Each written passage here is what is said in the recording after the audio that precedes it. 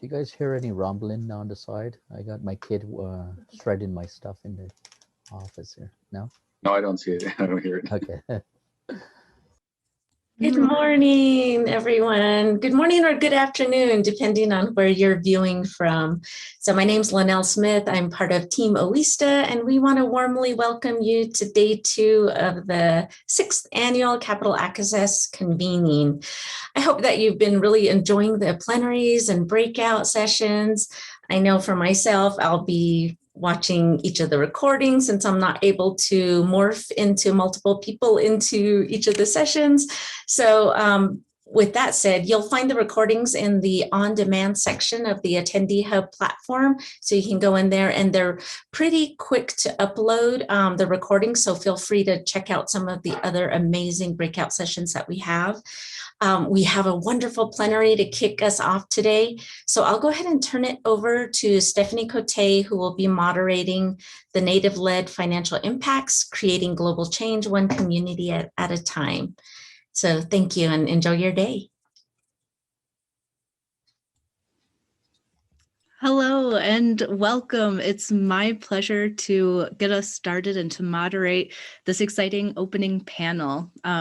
Today, our panel is going to be Native-led impacts, creating global change one community at a time. And we are joined by Shannon Matatabwan. He's the Executive Director of the National Aboriginal Communities Corporation Association, or in short, NACCA. A little different than our NACCA here on the state side. He is a Cree member from Fort Albany, first of the Mushkogakkoan in Nonoa. Crystal is the Chief Executive Officer of Oweesta Corporation and a member of the United Nation of Wisconsin and the Turtle Mountain Band of Chippewa in North Dakota.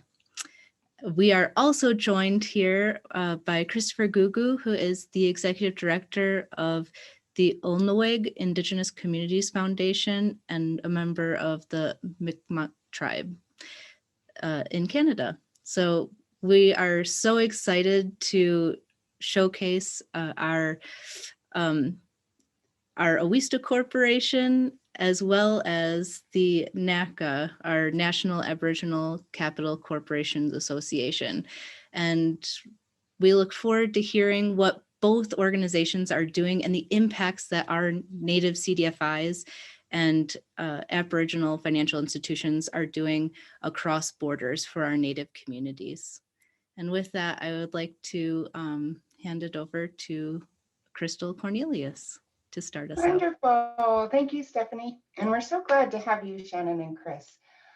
Within this conversation today, we're going to do a little bit of level setting and talk about the differences between financial education and financial movements within the lower US and Canada as well. And this is an especially exciting conversation for myself. As Stephanie mentioned, I have 2 tribal affiliations, but grew up on the Turtle Mountain Band of Chippewa Indians in North Dakota. And we're about 7 miles from the Canadian border.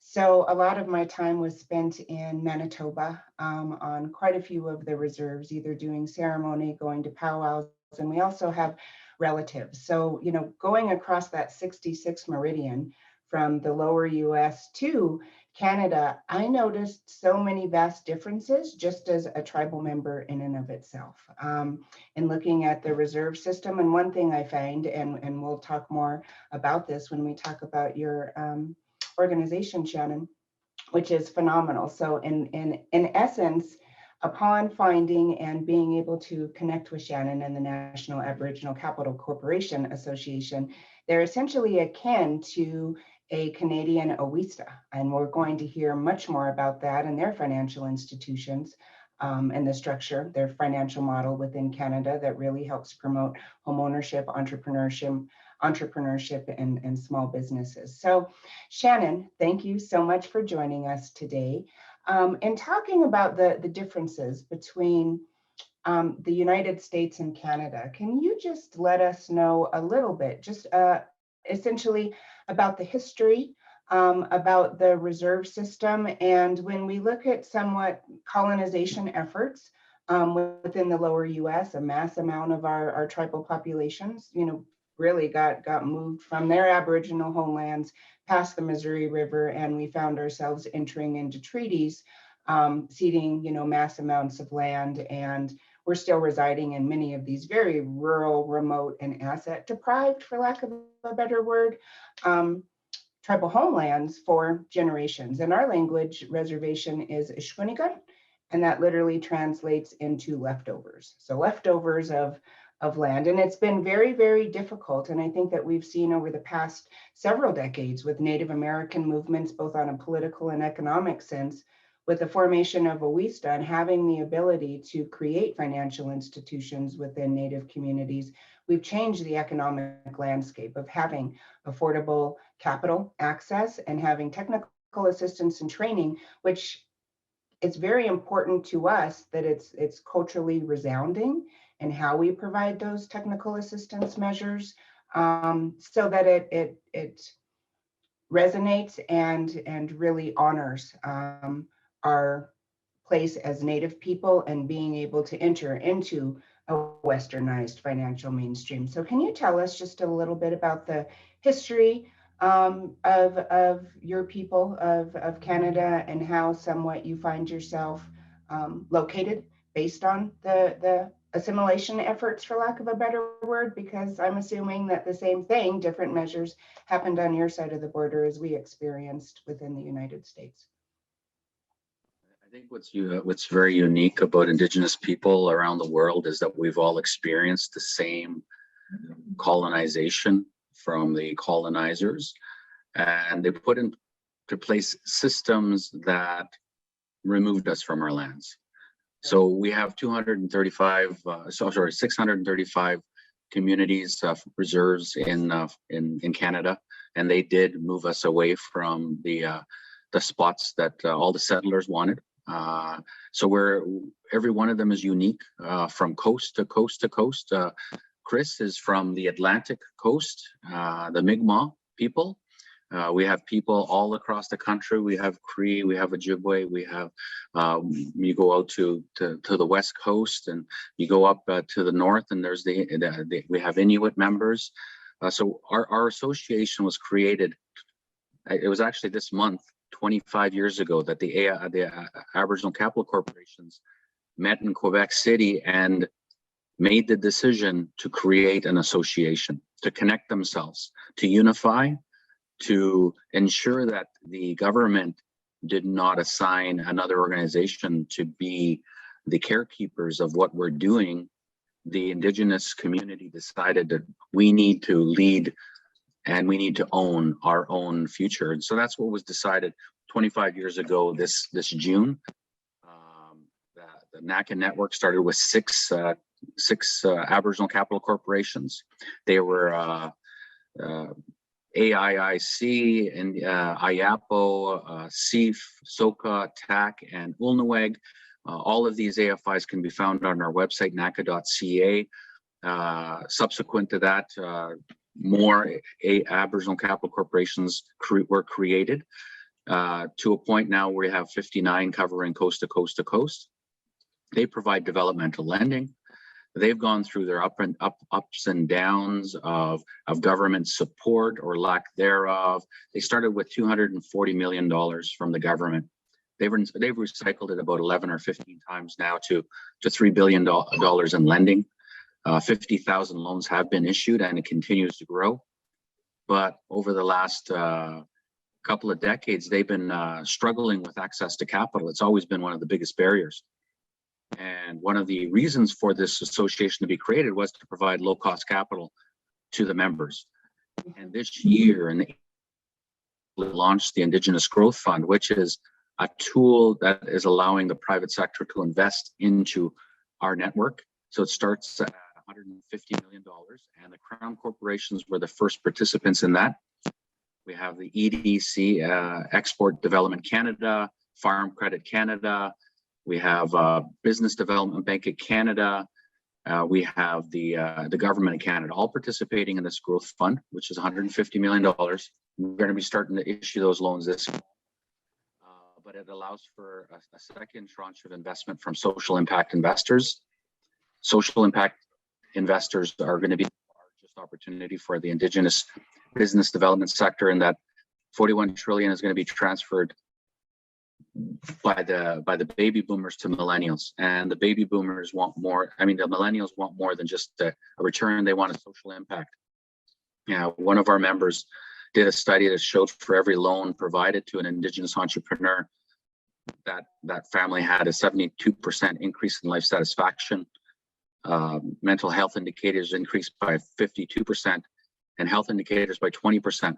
Now, if you look at the social impact, that is a big cost savings for the government when their Indigenous spend went from $9 billion for all of Canada in 1996, and last year it was $17 billion. So the social spend for the Indigenous community continues to increase because we're growing at 4 times the national average. We still suffer from boil water advisories. We don't have any economic development because it was the land that nobody wanted, right? So everybody's had to be innovative in what they do. We've got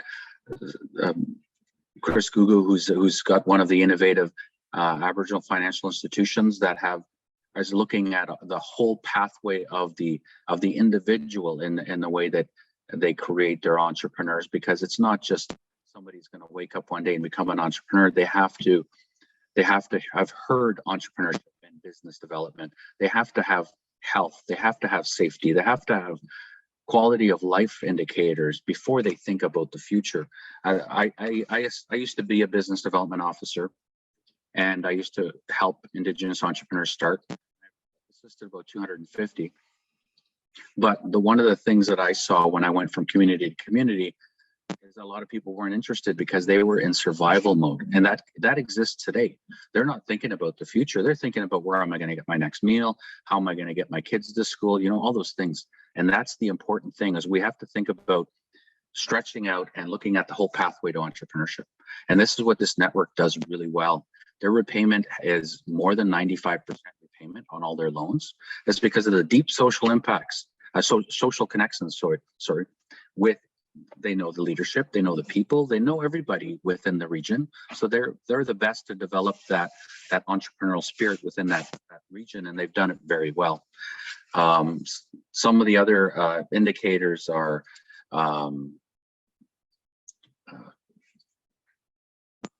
we've been looking at expanding ourselves to create a foundation. So Chris has really led the way in there, that Ulnaweg has a foundation that allows access to capital, so that foundations, family offices, and social impact can assist communities develop themselves, so that we can improve our market. We're going to create an Indigenous business hub to allow information tools and mentorship and learning modules, so that everybody can go through their own journey of entrepreneurship. And we're also looking at future house lending, getting into mortgages. Some of these other areas that is an all-encompassing of financial services, because you have the infrastructure already there. They're the best place to put it into place, get it out to the community, because they have the capacity, they have the systems in place, and they can do this kind of thing. So we have 59 Aboriginal financial institutions in Canada, very similar to the United States model. It's getting recognition at the OECD, at the international level, as a good model to ensure that Indigenous people begin to have sustainable business opportunities within their regions. And I'm looking forward to our international network increasing and expanding, so that we can connect all Indigenous people throughout this world. Thank you very much. I have a couple of follow-up questions for the two of you with the information you just shared. So in looking at, you have over 600 tribal communities, reserves, or if they're recognized, not recognized, but, and I don't know how that works within the Canadian system, but with the 59 AFIs, what is the process for becoming an AFI? Are you looking at, you've got 59 set and you've got 30 more emerging? I think we see a lot of similarities with AFIs and what we call the model, CDFIs. So in looking at the vast amount of capital need, some of these AFIs may have larger target markets that's able to accommodate Native populations' need. Do you have emerging, like you've got 59 and now you have 30 more based on the structure that you've created? So is the process easier to create these organizations in Canada? And then my second question, which I found really interesting, you indicated that 25 years ago, this was a self-initiated effort among Indigenous people. I love that. And you want to take control before the government can assign an entity. Did you create your organization and then federal funding or government funding came after to assist? Because it sounded like there was, I believe you said 230 million that was issued, and I may be wrong there, by the government that essentially helped initially capitalize these institutions, or how did that play out for you?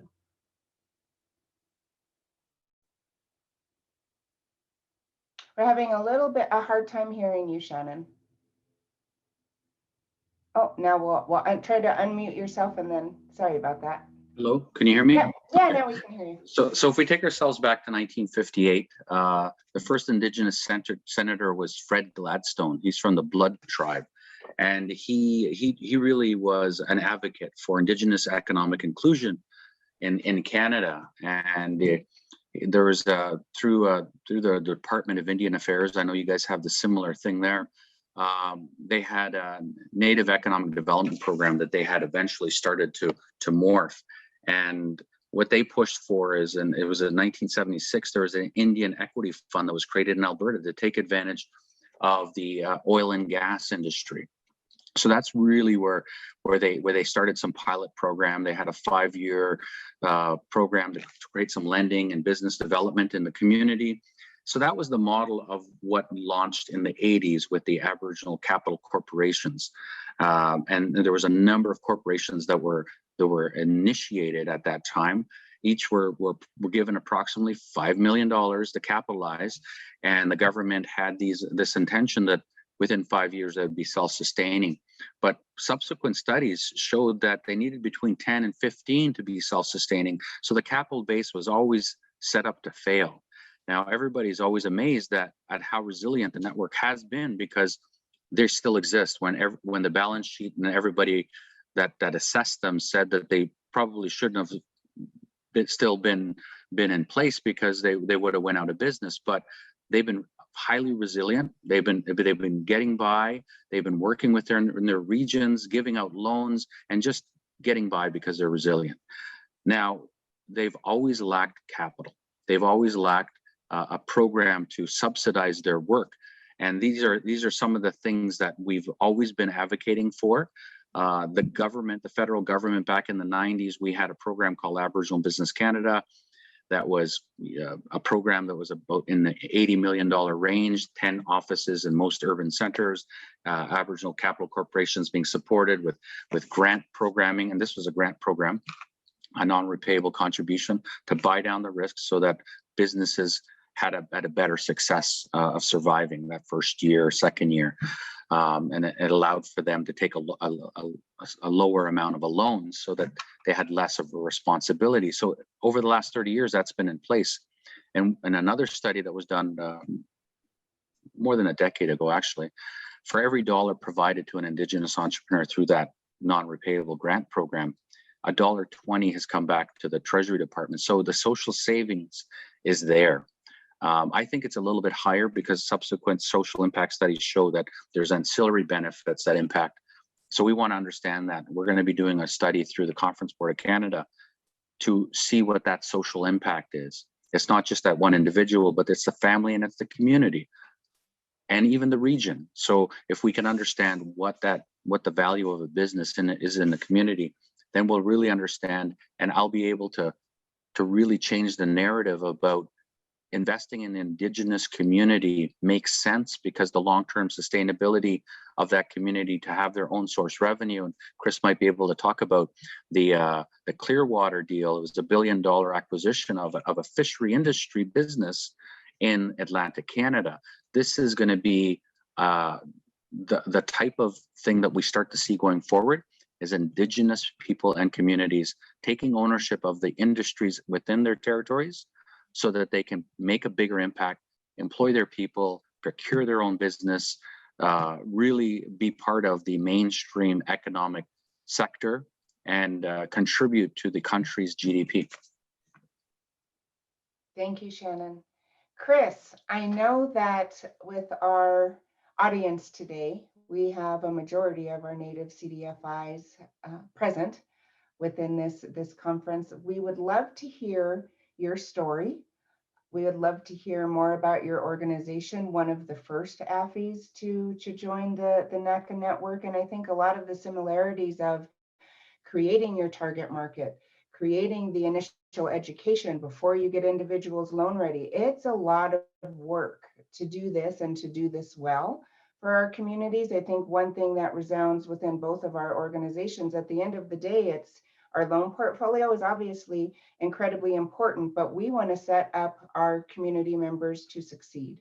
So it's not at the end of the day 100 loans. Are those 100 loans going to be successful, impactful, and can you provide all of the necessary support systems to recognize that success? I think we'd love to hear your story in creating your organization and what you've seen within the growth of your communities, the growth of your loan products, and amazing, looking at this acquisition, how you've really grown capital measures to create your own sovereignty or to take back sovereignty measures for your community. You have to unmute, Chris. Yeah, Perfect. thank you, Crystal. How's that? Good? Yeah, that's perfect. No, yeah, no, thank you. I really appreciate the invitation and to reach out by Shannon as well to be a part of this. We've always been very interested in the CDFI network as a growing organization as well. And for us, like as Shannon mentioned, we're actually now approximately a 36-year-old organization. We were started in '85, yeah.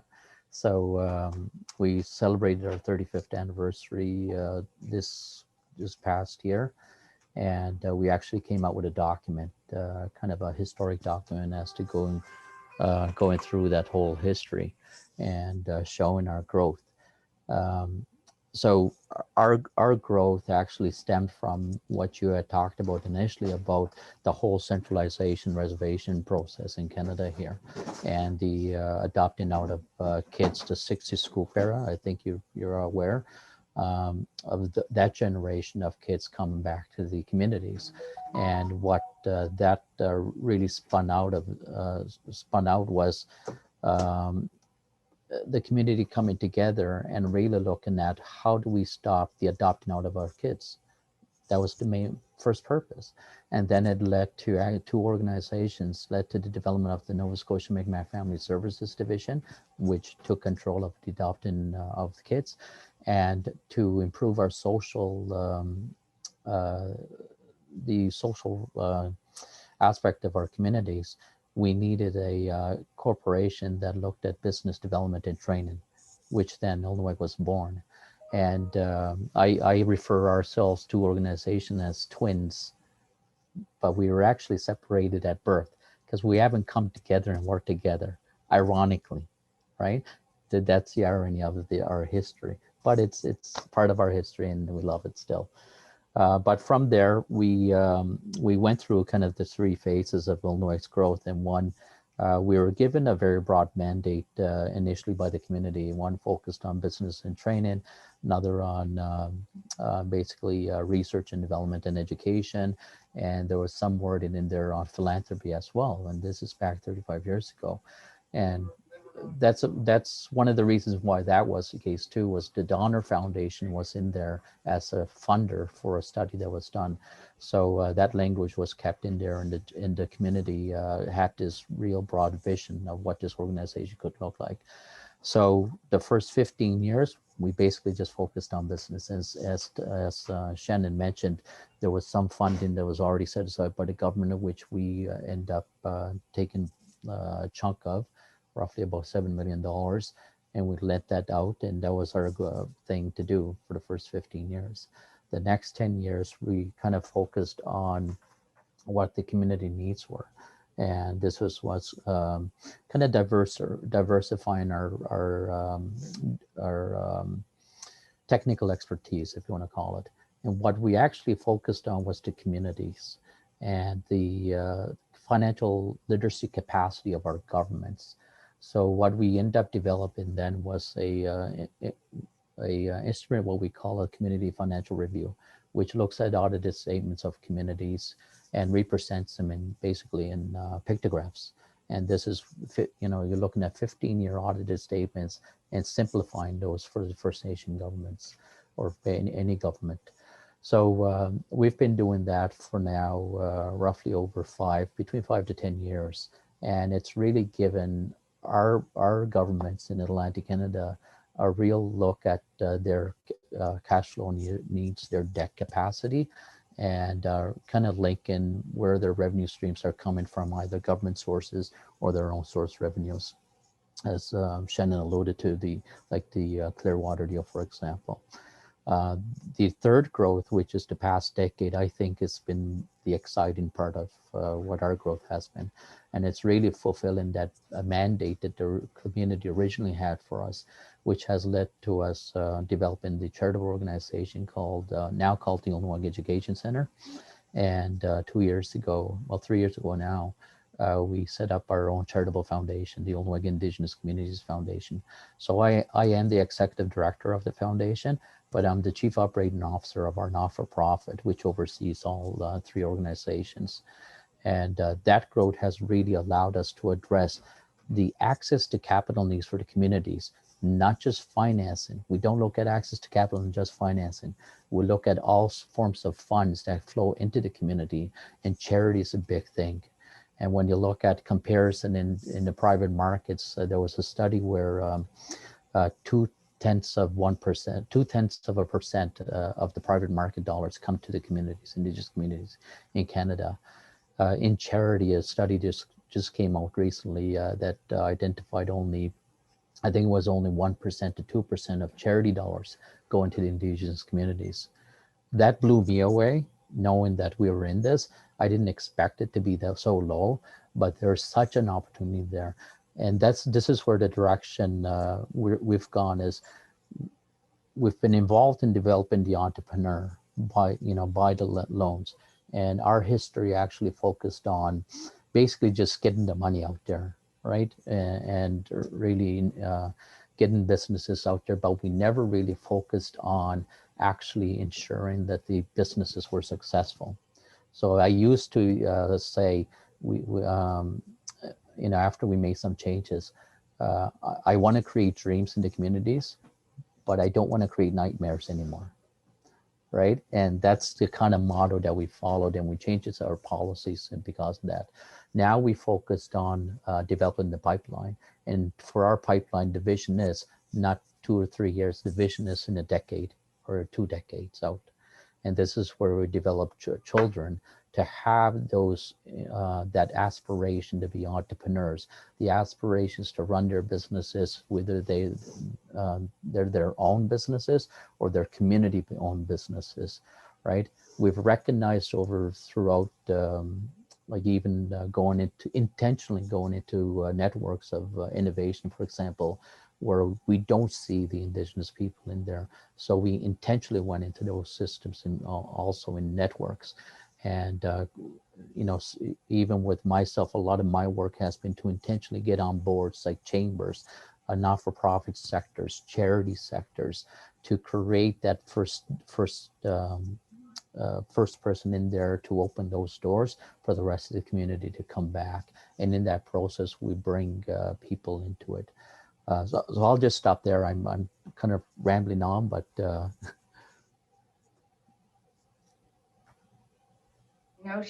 Chris, you can ramble on for another 20 minutes. This is also fascinating. I have a couple of follow-up questions in that regard. When you talk about community mandates, for us as Native CDFIs and looking at ascertaining our target markets, we do market studies. So that will be ascertaining what services, what type of capacity building, where are the strength weaknesses within a set economy, and really developing the technical assistance and loan products to meet that need.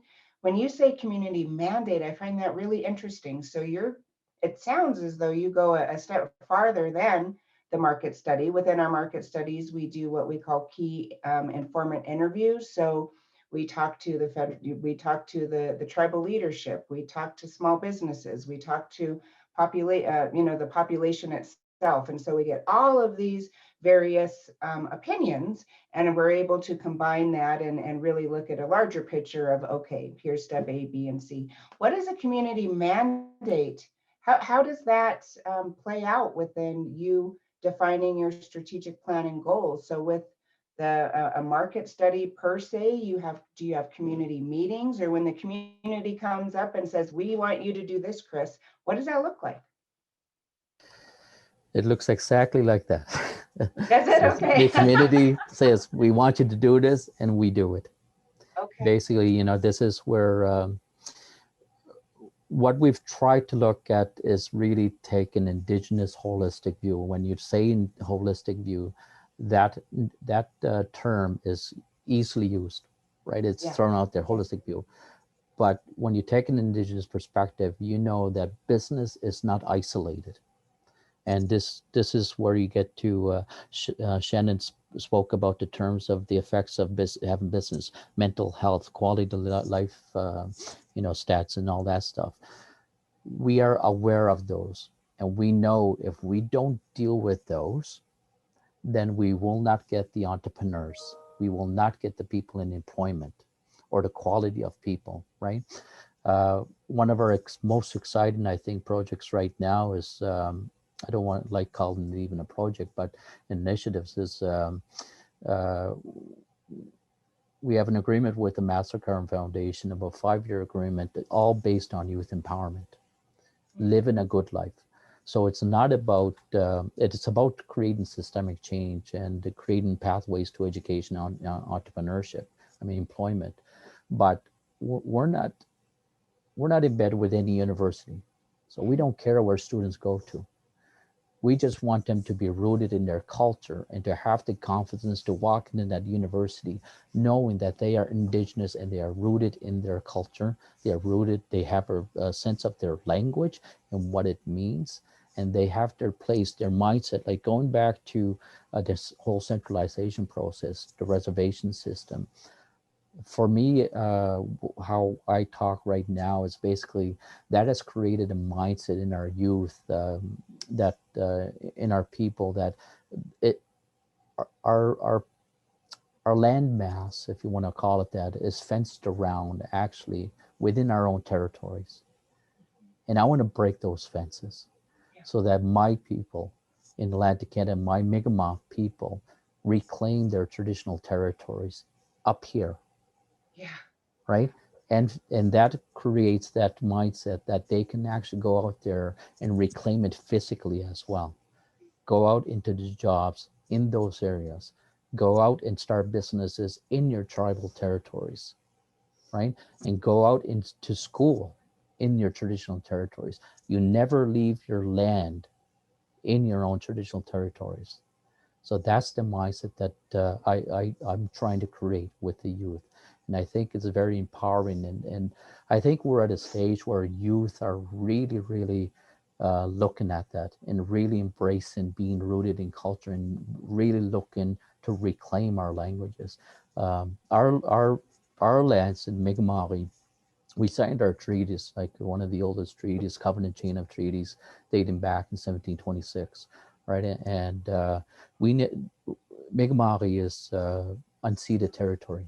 We never ceded our territory away. We signed peace and friendship treaties, but we never signed our treated land away. So we know that.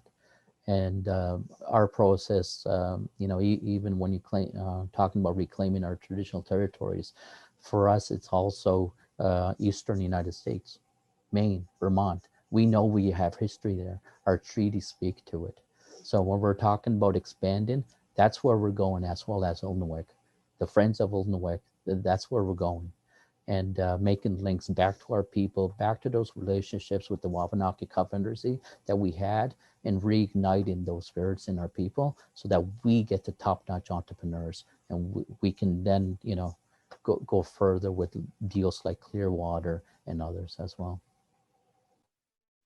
I find that so invigorating in and of itself when both you and Shannon were just speaking somewhat of the whole Aboriginal financial model.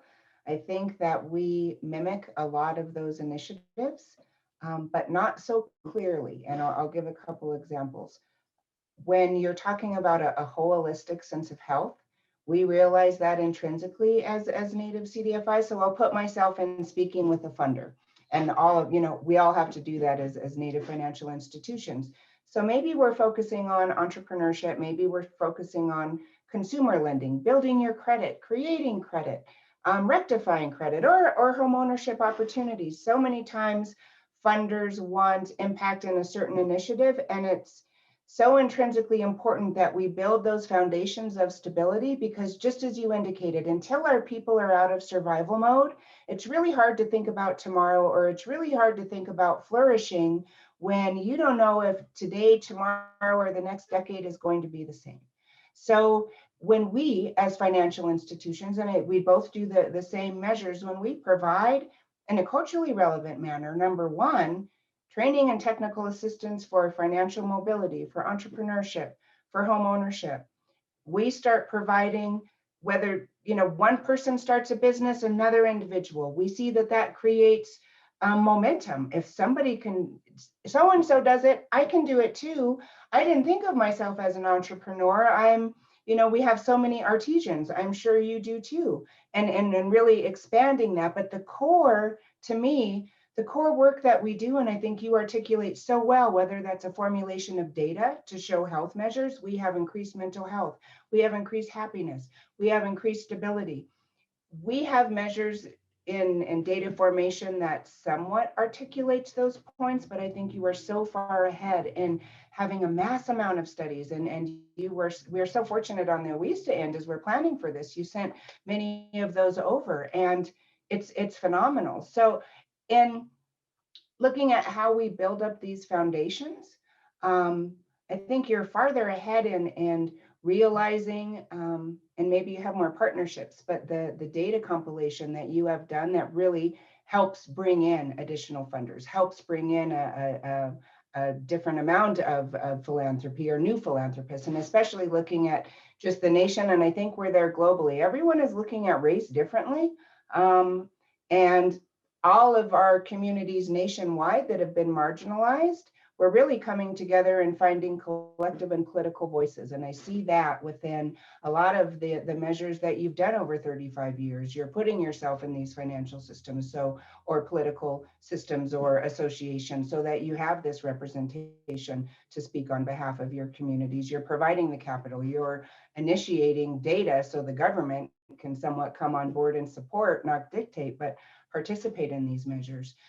In looking at how we work as Aboriginal, as Indigenous institutions, what do you think are opportunities for our two, and this is a set question for both of you, Shannon and Chris, what do you think the opportunities could be for us to work together, learn together, and be able to create a larger Indigenous movement where we can find a collective voice between both of our respective countries?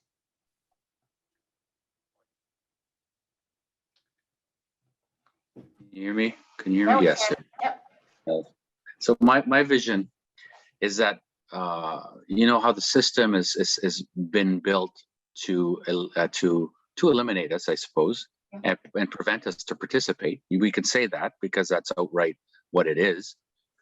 But we are now at a point where we have the capacity, we have the capital, or we're gaining the capital that we can connect, and we don't need the existing system in place. We can connect and support each other. This is why it's really important. You know, that imaginary border that exists along that parallel that is supposed to disconnect us. Chris was talking about that. That's their traditional territory with that, beyond that imaginary border. And that's what we got to recognize. It's in our heads, right? That we have to change that switch to say that we are brothers and sisters, and we are within the same territory of Turtle Island. So yes, we should be working together. We should know each other. We should be sharing resources of people to increase capacity so that we can all be at the same level of having access to capital, having the right tools, financial literacy, sharing an app, creating an app, doing all these things that connect us as nations, rather than relying on that government that is actively trying to prevent us from being successful. I think that the UNDRIP, in United Declarations on the Rights of Indigenous People, to say that we need institutions for and by Indigenous people, that is so important now today than ever. And I think that we have so many opportunities to raise private sector capital, to go beyond what the government, I think I mentioned the $80 million program about 20 years ago. That program was reduced by 70% to now a $30 million program. So the government's not actively trying to support us. They're trying to suppress us still by not investing into us. I know we're doing the best we can, each of us, to try to convince them that we are a good investment and that we should be supported like any other person within the country. But the reality is they still don't view us in that way. We're discriminated against in a different level. In Canada, we're wards of the state still. We're under the Indian Act. So we're not free people. We are on reserves that aren't even owned by us. So we have no land base. We have traditional territory, and we have 275 court cases that affirm our rights and title, but we need to keep on pushing that. And I think that our future is going to be bright once we connect the 450 million Indigenous people from country to country to country in our own system, so that we have all these things and we all know each other. And technology is great. We're connecting right now, and you guys are, I don't even know where you are right now, but you're far.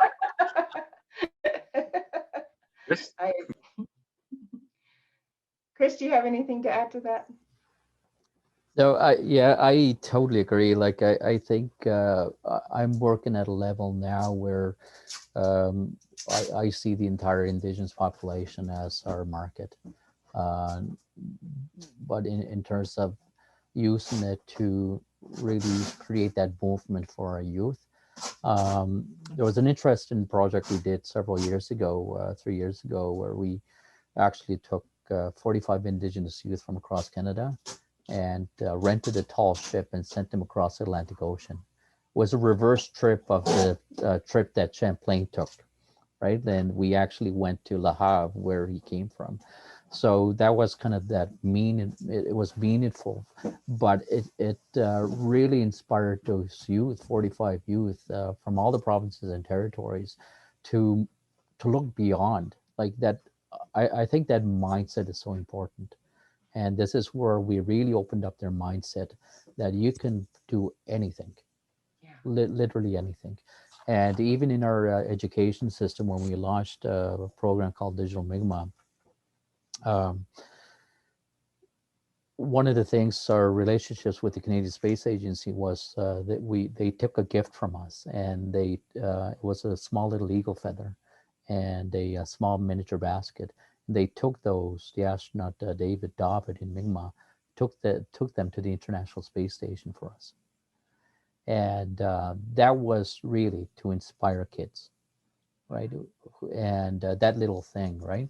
But it showed kids like there was an artist, going back to artisans, Shanna Francis is her name, and Shanna was so inspired by the whole thing. She's an educator herself, and she was so inspired by it for her basket, or miniature basket, to actually be in the International Space Station, right? And inspired a lot of kids in that too. And we've continued that. We've continued to push that.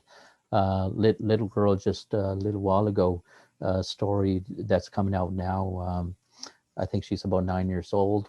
She took part in a Little Inventors competition with UNESCO, and she drew this garbage sorting fish for Ocean Day, right? And she actually was one of the top 10. And we took that and with our education team and created a what do you call it, a model for it, you know. And so she's now being asked by CBC to be interviewed and all that stuff. But like in the charity side as well, I continually to be a part of those international indigenous led funds groups as well, right? And being a part of the Social Finance World Forum and pushing with intention, pushing the indigenous mandate there. And that there's in Canada, there's this 750 million, which actually NACCA got 50 million of, but there's this 700 million out there. We deserve a big chunk of it, right, in social finance, but we also need to develop our communities to access that as well. Yeah. And that's where a lot of our work has always been, that as well as you talked about developing the foundation. Illinois kind of led a lot of that too as well, in creating communities to be recognized as qualified donees to actually accept charitable dollars, which they weren't allowed under legislation under CRA. So we basically helped a lot of communities in our region, probably about 90% now, and we went across Canada helping other communities as well gain that. So we've done a lot of this work. Not at the government's request, neither with their support as well. Right. It was really our own source revenues gained from offering other technical services and using those sources of revenues to hire the expertise in-house to do that for the communities. And that's worked for us very well. I love that. We have about 10, 15 minutes. I would love to halt this conversation just momentarily. And I know that we'll have a host of questions from our audience here. So if we can open that up. Staff, do we have any questions from our audience members that they'd like to ask our Canadian relatives today? None have come in so far, but there is that delay. So if anyone would like to add to the chat or the Q&A section, please feel free to drop in any questions. Shannon, as we wait for a question, I think that Aboriginal individuals, just period, or organizations looking at our CDFIs, looking at AFIs, one of our greatest challenges is access to capital and credit, and affordable capital and credit. Specifically, we can have individuals come in that want very high, interest rates in return, short-term loans, and we really need long-term relationships, lower capital to really realize the impact that can have in our communities. So as the executive director of NACCA, what are some of your greatest barriers and challenges that you are experiencing in the midst of the pandemic, and how does recovery look within the next 6-12 months? Are you finding a insurgence of new entrants of investors or philanthropic organizations based on the disparities and how we saw marginalized communities affected the worst within the pandemic? Are you finding more opportunities, even though you're trying to get away from government initiatives, as we are too, building that safe sustainability and other capital bases, incredibly important. But what do you feel your biggest barriers are, just in regards to maneuvering and shepherding all of your AFIs through the pandemic in and of itself?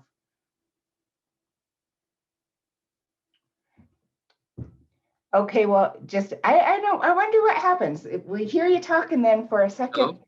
Yep, Hello? now we're good. Yep, always switches back and forth. One of the early things that we did is to ensure that we protect the Indigenous business by providing some financing to allow them to get through the pandemic. Now, the Canadian government rolled out something within weeks, but it took 3 months for them to address the Indigenous community. So we're always an afterthought, right? So this whole idea about including us within the system by putting us onto boards, by ensuring that we're part of the decision-making process, it just doesn't exist right now, right? So we have to really push our agenda. And we were able to access some support through the Canadian government, which was delivered through the Aboriginal Financial Institution Network. And isn't it great that we have an infrastructure covering all of Canada to access all Indigenous business? So they were able to move that money out quite quickly and get it to the Indigenous businesses that needed it the most. But as you know, Indigenous people were impacted, I think, all across the country. I think they shut down everything, right? And a lot of businesses are tourism type of businesses, smaller type service businesses. Those were the ones that had to shut right down. And so they were impacted highly. Now, like when the government is providing a loan to somebody and that's all you have, they will take it. But now everybody's sort of getting anxious about, okay, we're going to have to start repaying this. The pandemic is continuing, it's extending. Is there different kind of support? I think 40% of our entrepreneurs, we did a survey, said that they can't take on any more debt. They've already been over leveraged. They need non-repayable assistance to get them through the rest of the pandemic. 50% of them were trying to access the general measures, but they found barriers, questions they were being asked, going through the tax, CRA, needing to be registered. Lots of our communities, businesses are not registered because they're on First Nation territories. So there are differences and there's barriers. So we did the best we could. I think a lot of our AFIs worked with all the entrepreneurs that they could to get the assistance to them.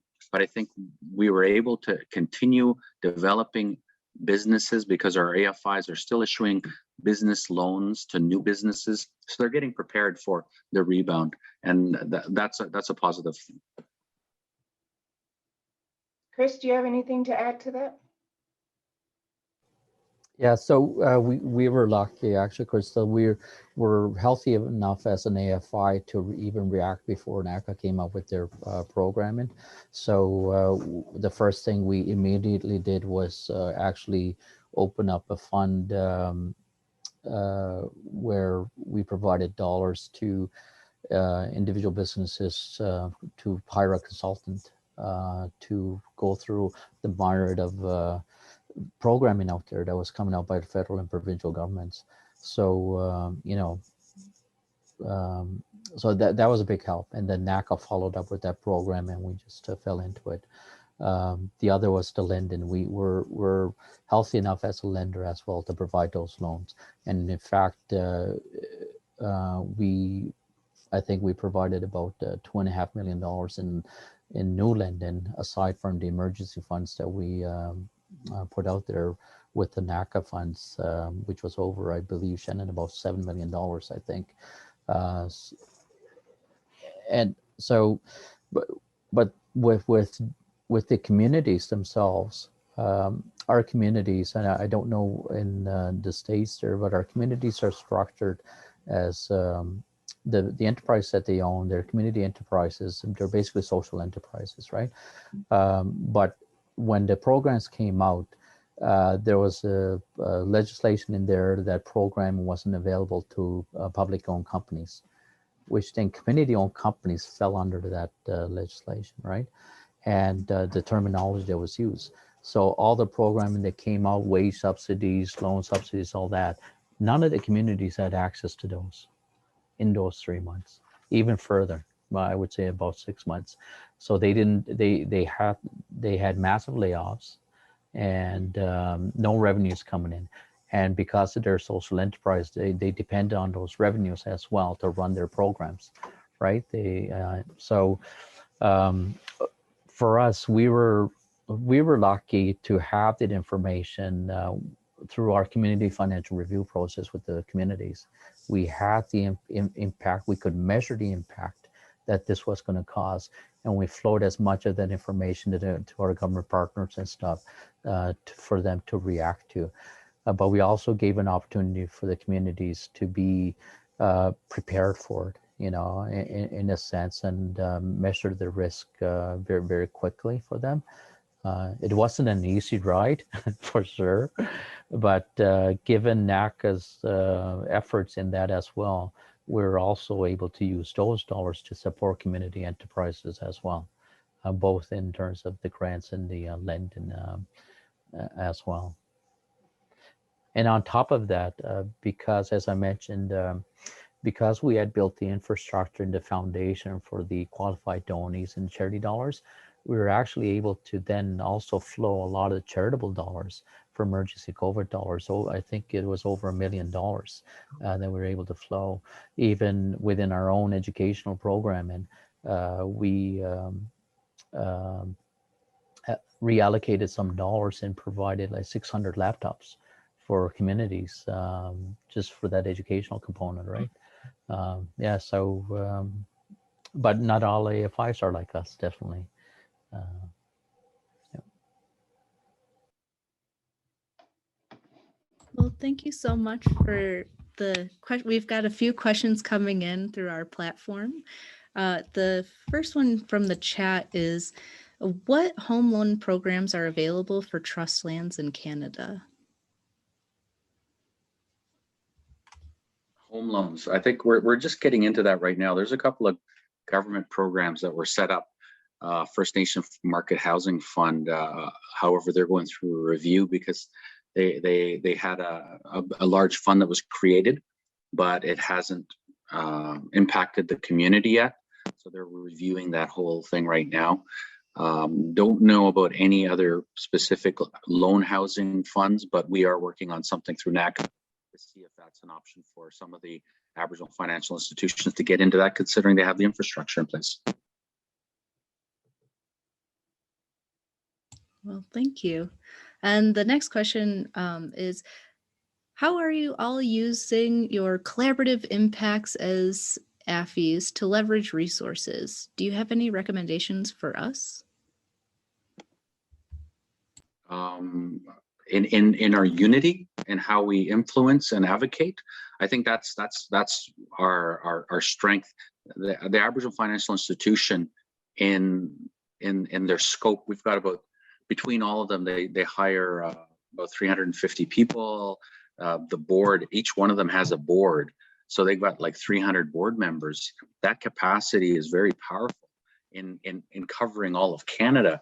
So when we're trying to advocate and create, let's say we're advocating for financing, we have the data now through the AFI network to put together a good presentation of the impact, and mostly it's the social impact of the AFI network. And when I'm talking to government, it's, we can save you this kind of money in the future if you invest right now. You know, you gotta speak in their language so that they understand, you know, the whole thing about $9 billion spent on Indigenous in 96 and 17 billion last year, and it's going to be 40 billion if you don't invest now. That's kind of what the narrative is right now, is that we see the benefits. We see lots of communities having wealth.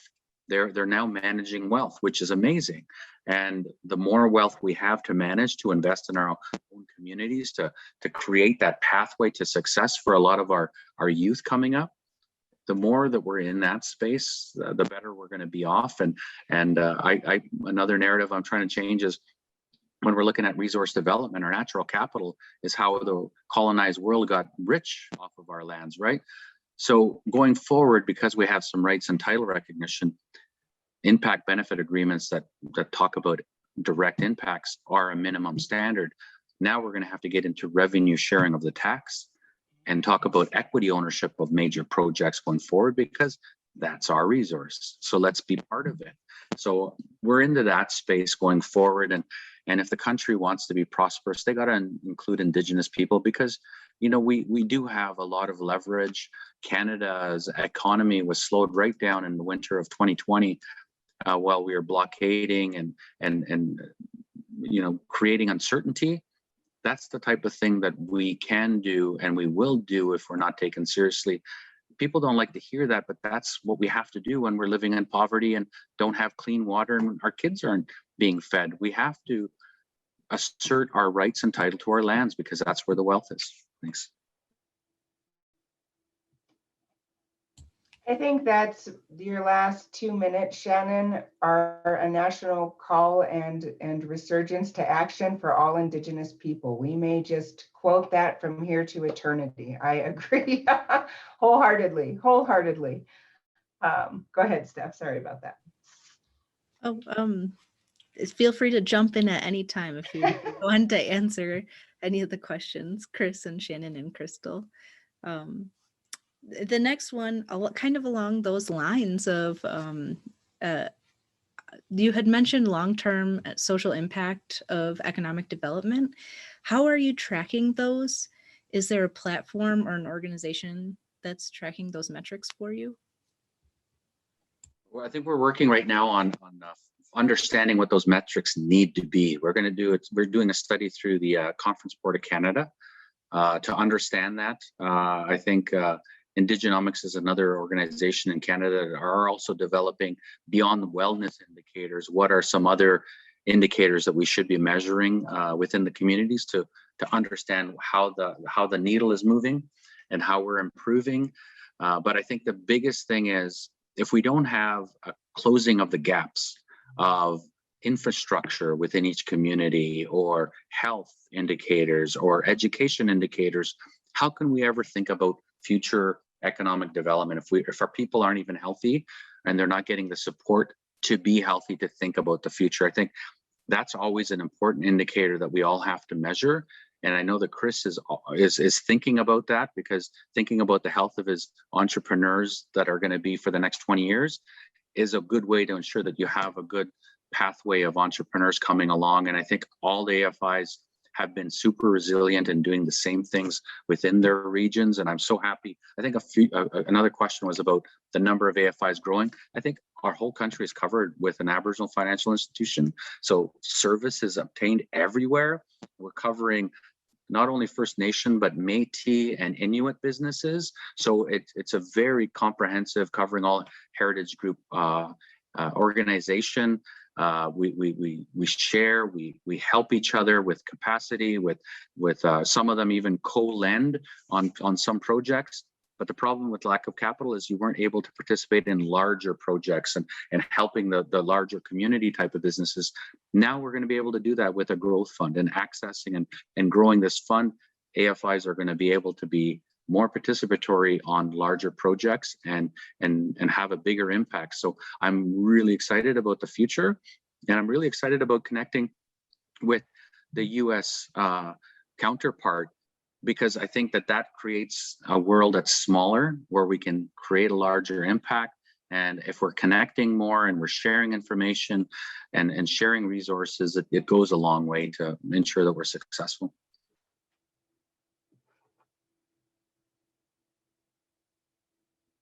I would just add, Stephanie, one of the things, we keep on pushing the needle for us, right? In the stuff that we're involved in, and that holistic approach gets us into areas where people are asking, well, what's Ulnuig doing that? Now, why is it in health? Now, why is it in education? And it goes back to what Shannon said, the health indicators. We're focusing on youth, but we're also focusing on our elders right now as well, especially with the effects trauma with centralization in the residential schools, the 215, all that. That affects everyone. It affects our entrepreneurs. It affects the ambition of people to be entrepreneurial, right? And we're proud to announce that we just we're solidifying the purchase of an asset, I guess you can call it, but it's a couple hundred acres of ancient forest. Half of it is ancient forest, but it's a retreat. This is pre-colonial forest, right? So you can envision the aspirations of our people back then. And when you have a development corporation, a charity that actually owns that, and it goes back to the Mi'kmaq people and uses that as a place of healing and education, that's impact, I think. How do you measure that? I don't know. Right? I don't know how to measure that. And, this is where our youth empowerment initiative is also trying to, we're not going to come out with statistics, really. but we're going to tell the journey that we're going on, the learning journey, in the storytelling. And I think that's where, as Indigenous people, we're great at storytelling, and that's how we're going to share our impacts, by the storytelling. I'd like to have 100% education, graduation rates, but that doesn't mean anything to me. It's a quality of the graduate that really resonates more to me. And even in our area of education and science, the opportunity of research and development in science and getting kids involved in it, we have to connect the elders. We have to draw that knowledge that they've had for thousands of years, that's been passed down to them, and draw it out, because that is science. And our children have that and need that knowledge so that they can use it to basically create a better world, right? And it's not just for us, it's to create that better world. That was phenomenal. Thank you both. I hope that this conversation continues with our organizations, and I hope this is the beginning of a long-standing relationship, not only with Oweesta and NACCA, but with all of the AFIs, all of our CDFIs, and I really look forward to where we can move together on the future, whether that's a culmination of data collection, whether it's creating capital pools, equity pools together for Indigenous individuals on the Great Turtle Island. I think, the Creator works in very mysterious ways, and we've touched each other's paths as organizations over the past couple of years, but I want to thank you both so much for taking the time today. I know that our audience, I was riveted, and I'm a panelist and moderating within this, but I think I can attest for the lower 48 on the United States measure here, that we look forward to expanding this relationship and really gathering our strengths and our efforts and our intelligence and our organization's strengths, resiliency, to really be able to make that economic change, changing the economic landscape for our children, for our communities, because I think now is a really special time in history, just in and of itself. And we're finding ourselves at a very pivotal point to be heard, to forcefully be heard if that's the case. But our children, our elders, and our vulnerable communities need us more now than ever. And we've been so blessed to be in these positions to assist. So it really gives me great, actually, hope, knowing all of the work that you're doing on the other side of the border, and really looking forward to how we walk this path together in the future. So to both of you, thank you so very much for your participation today. Thank you. Yep, thank you. Well, thank you so much, Crystal and Chris and Shannon, for your time on this panel. It's been very enlightening, as Crystal had mentioned. And with that, I'd like to pass it over to Lanalle. Thank you, Steph. And I just have to reiterate, this was such a great session. So I definitely want to extend an additional thank you to our panel, Crystal, and including our relatives, Chris and Shannon from Canada. Definitely a very, very, very powerful session. Right now, we want to pivot into a portion of our convening to include a memoriam. And this really is to remember and honor our collective loss in 2020 and 2021 due to the coronavirus or any other causes that impacted our industry. So with that said, I'll turn this over to Crystal. Thank you.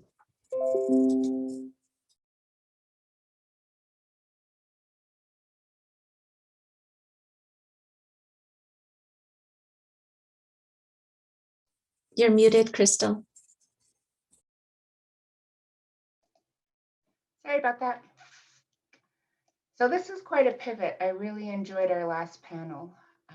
And as we go into this next short portion, we felt it very important this year to acknowledge our losses as families, as communities, and as an industry. The world was prepared for COVID, and our Native communities and other communities in poverty and marginalized communities certainly weren't prepared for it. The effects of the pandemic wrought upon our communities were devastating. And not to over dramatize, no matter where you live, we were all in fear for our lives. We feared for our families. We feared for our elders, for our communities, for our organizations, and for the global population at large, because this pandemic affected all of humanity. We acknowledge this memoriam in crafting our agenda this year and issued a call for loved ones to honor in this memorial. And I find myself hoping that I have the words to relay how COVID affected Indian country. How do I adequately address how COVID affected our people and communities? How do we honor the strength, courage, and tenacity of those left behind, suffering such great losses with the passing of their elders, their mothers, their fathers, children, and loved ones? Not to mention the economic devastation our Native communities suffered, which highlighted the severe lack of infrastructure our people experience, overcrowding in homes, no quarantine facilities, lack of adequate medical care, and is highlighted in the beginning of the pandemic, a lack of running water for hundreds of homes on the Navajo reservation. I don't think there are words to fully communicate the suffering and grief we carry as Native people living with the aftermath of our losses. But I can attest to our resiliency, our dedication to each other and to our communities. I've never been so awestruck. Our Native CDFIs pivoted immediately to a crisis management mode and fervently developed emergency loan programs in some cases, banded around their small business owners, and provided the essential technical assistance and capital needed to sustain this economic downturn. They assisted their clients in accessing federal government initiatives for small business relief and deployed over $42 million to their small business owners and $19 million to their respective home initiatives during the pandemic. Native CDFIs were the financial lifeline to their entrepreneurial community and became a haven for safe and affordable capital for hundreds of families who required emergency loans to put food on the table and pay bills until unemployment benefits kicked in. To all of our Native CDFIs joining us today, thank you. Thank you for the hundreds of hours that you've put in over the last year and overtime as you've guided your communities through this pandemic. Thank you for your tenacity, your resiliency, and your true grit. You never gave up, and you gave all of yourselves to your organizations and communities. And we want to thank you for showing up in the most extraordinarily ways to our people. You are true heroes of our industry, and I really want to acknowledge that. This afternoon, we're honoring one of our own from the Native CDFI family, Craig Anderson, Executive Director of the American Indian Chamber of Commerce of Wisconsin. And we are also honoring Arlene L., the mother of Elizabeth Brando from the National Indian Child Welfare Association. I'd like to read a passage written by Craig's friends and colleagues for this memorial.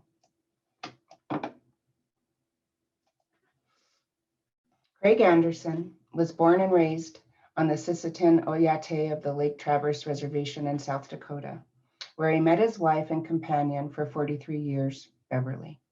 Craig committed his life to serving as an advocate, champion, and warrior for the advancement of Native entrepreneurs and business owners. Craig was the executive director of the American Indian Chamber of Commerce of Wisconsin, founded in 1991. Craig worked tirelessly in this role to ensure that Native business owners had representation and a strong voice in state government business and economic development initiatives, resulting in increased access to business development resources and opportunities for tribes and tribal members. One example is that Native construction businesses now have a seat at the Wisconsin Department of Transportation, a very powerful transportation advocacy committee. Craig's vision of leveling the playing field for Indian country included supporting future generations of Native business leaders through his launch of the Native College Student Scholarship Fund, resulting in more than $400,000 awarded to support Native students' successful completion of empowering college degrees. Beginning in 2000, Craig, along with several other Wisconsin Native leaders, began securing funding to launch an AICCW revolving loan fund to help support Native business startups and expansions experiencing barriers to accessing loans at banks. This work led to the formation of the First American Capital Corporation, FACC, in 2002 as a separate sister nonprofit organization. Craig was named FACC Executive Director while continuing his role at AICCW Executive Director. Under Craig's leadership, the FACC became certified as the first Native CDFI in Wisconsin in 2004. Craig's drive to provide Native entrepreneurs access to affordable resources led to FACC becoming the first Native SBA microlender in 2007. The combination of being a Native CDFI and SBA microlender has resulted in significantly increasing the equitable access to affordable business loans and delivery of Native business capacity building development services statewide for Native businesses located both on and off federally recognized reservations. Craig's legacy is best understood by the hundreds of Native-owned businesses he assisted over his career. Whenever the opportunity presented itself, past borrowers who have graduated from the FACC portfolio when they qualify for credit standards of business banks and current and active FACC borrowers remind us of this when they comment, "I would not have had a successful business today if Craig Anderson did not take a chance on me, to give me a helping hand up, to trust me with my first business loan, to mentor and guide my business expansion." Craig Anderson moved to the spirit world December 4th, 2020. May he journey well. May all of those that we have lost journey well. And for those of you that are left in the midst of your losses, I would say be kind to yourself.